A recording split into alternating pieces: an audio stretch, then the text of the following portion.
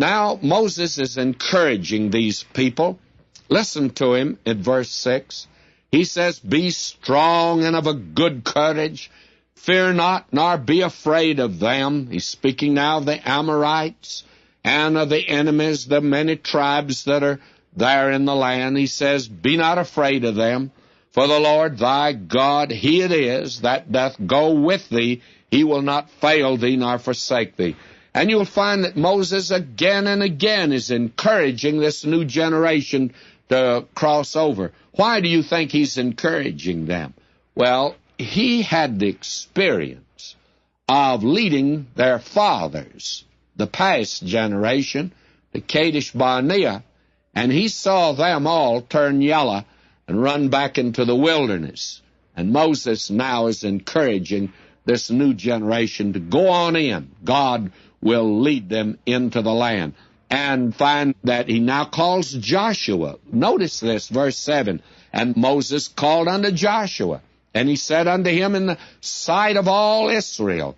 And this was great, and this was as it should be.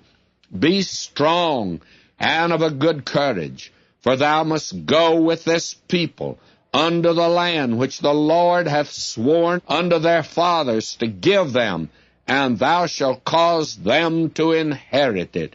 Now he encourages Joshua, and through him encourages the people again. And then he says in verse 8, "The Lord, he it is that doth go before thee.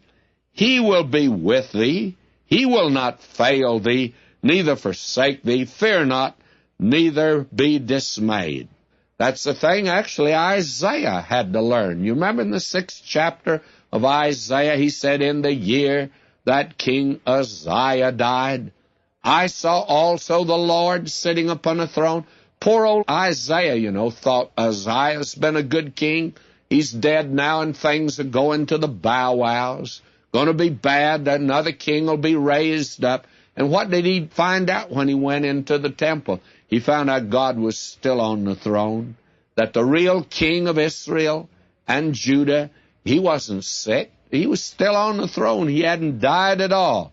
And I'm afraid that this idea today God is dead is really very bad information. It's been used before. And here God will go before them into the land. Now, verse 9, "And Moses wrote this law and delivered it unto the priests, the sons of Levi, which bear the ark of the covenant of the Lord, and unto the elders of the people." Now, you remember at the beginning, we made the statement, it says Moses spoke these words. And you have there about 8 orations in the book of Deuteronomy, but they were written out now, you see. Moses wrote this law.